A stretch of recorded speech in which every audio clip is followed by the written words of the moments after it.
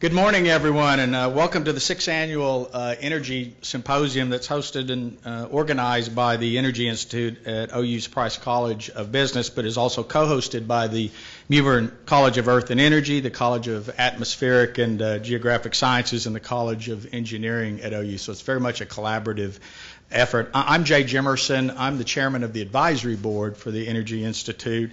And so I'll be your MC today, which is pretty much means my role is to try to keep us on time. So I'll do the best that we can.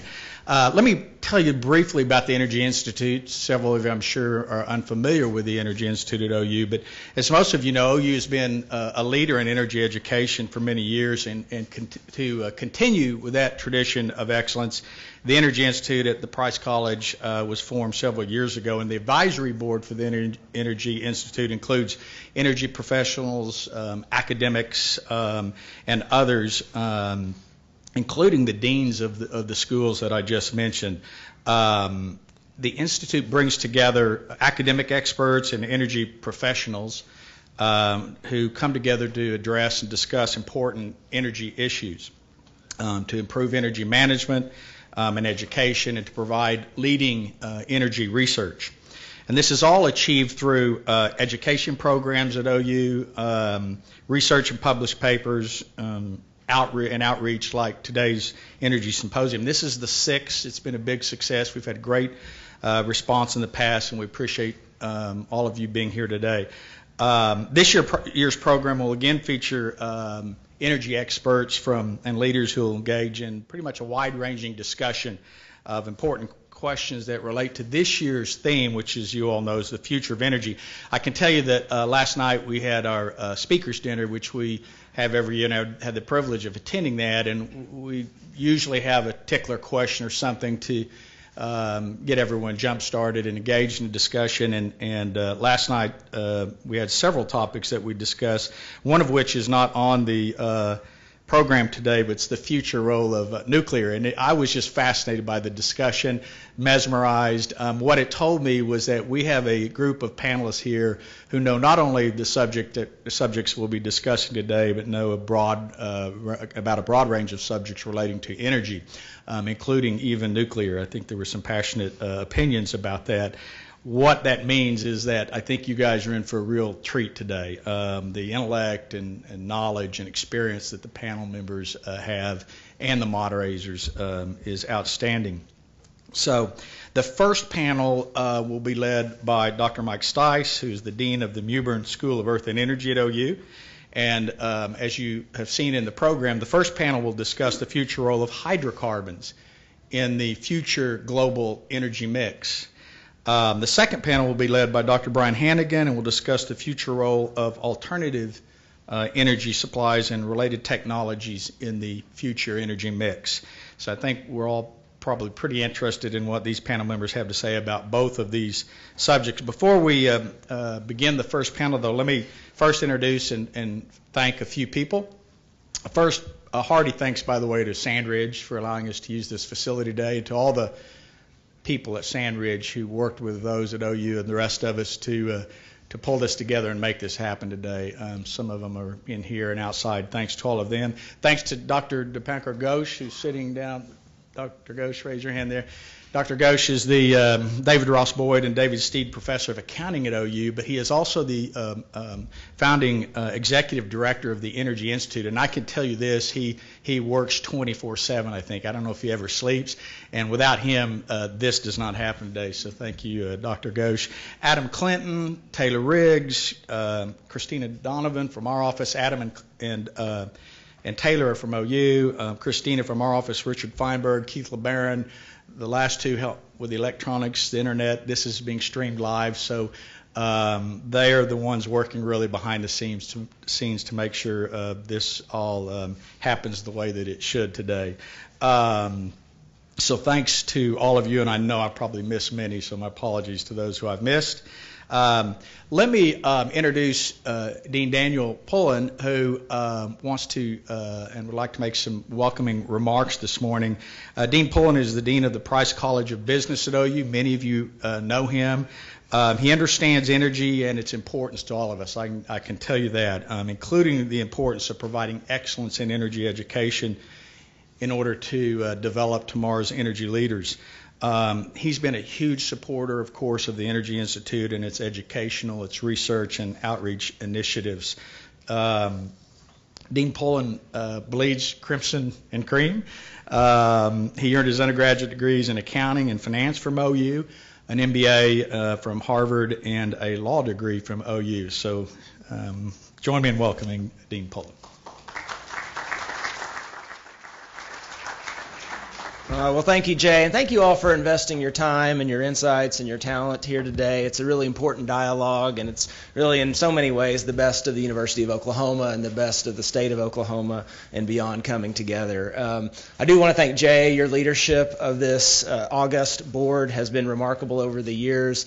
This is one of the most active boards of advisors we have, not only at the business school but across the University of Oklahoma. It's a board of advisors that's coming together to really allow us to operate today at the intersection of the academy and industry. They are engaged, they are informing our curricula, they are helping recruit the students that we prepare as the leaders we need, they are sourcing funding to invest in higher education at a time when our traditional funding sources continue to be hampered.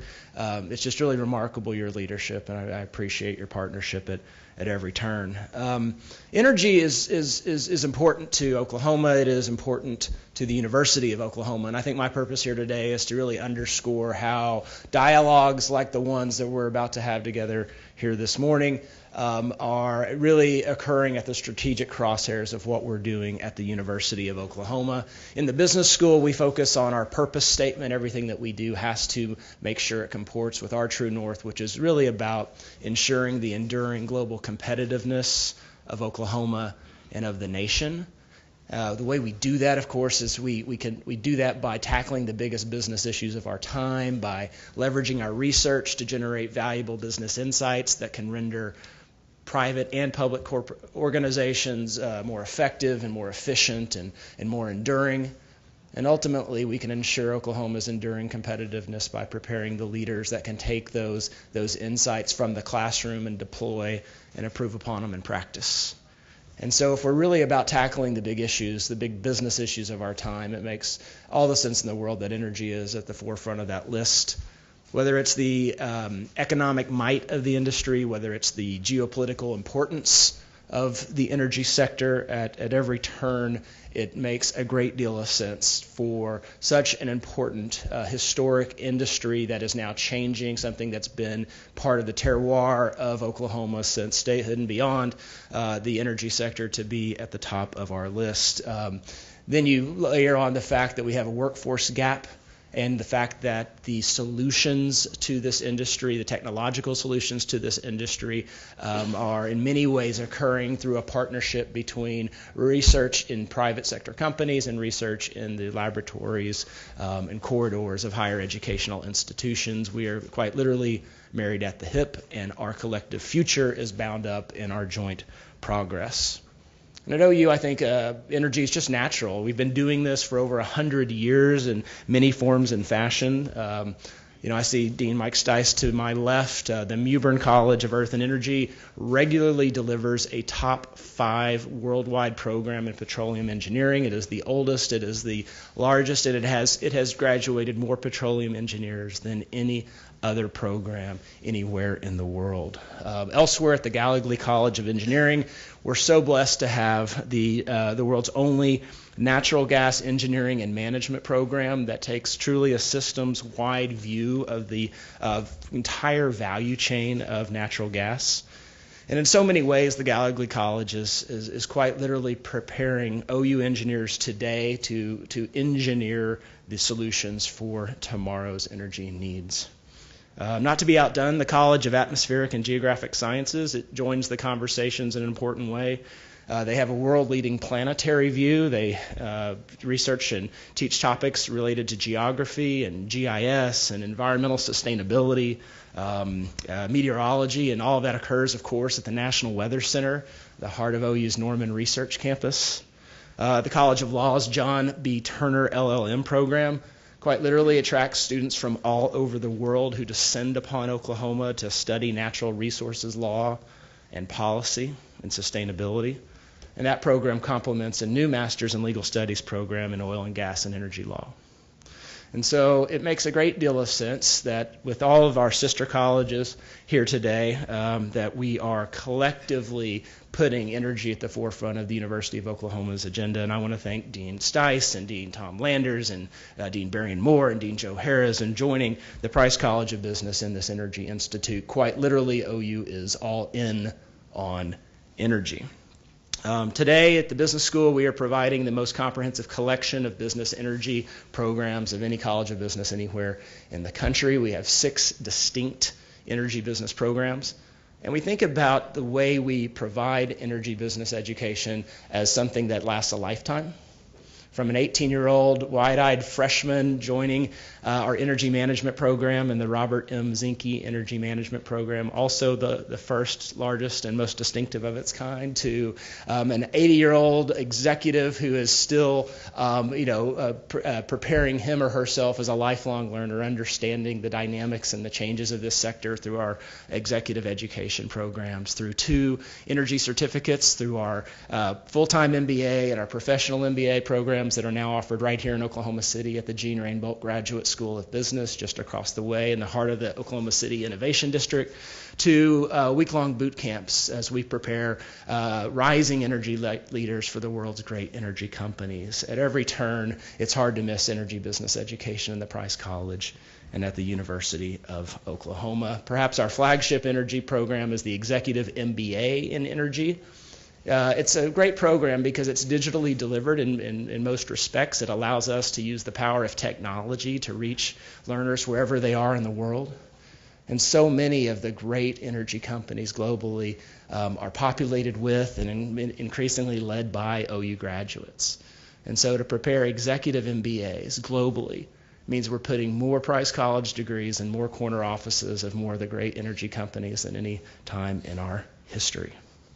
And a lot of this is spearheaded by our Energy Institutes. Jay described it very well. It not only has these educational programs, but it's also really leading in research, generating business insights that are informing what we do, what this energy industry does moving forward. We're proud to have hosted 2 global energy finance conferences on our campus in Norman, the world's great academic minds that are studying energy finance. We are now the go-to business college to convene those conversations. And then we just completed our 6th consecutive federal grant from the Department of Energy's Energy Information Administration, where we're conducting research to inform both domestic and global energy policy, bringing federal dollars into Oklahoma, investing behind our insights, and shoring up and improving and expanding the possibilities for the policy that affects us all. And so it's exciting that we have a wonderful group here today. I can't wait to get into the panel. It's an important dialogue, and I appreciate your role as a real energy leader in making it possible. Thanks again to Sandridge and everyone that's made this smooth for us. And at this time, I'd like to begin the 6th Energy Symposium. Thank you very much.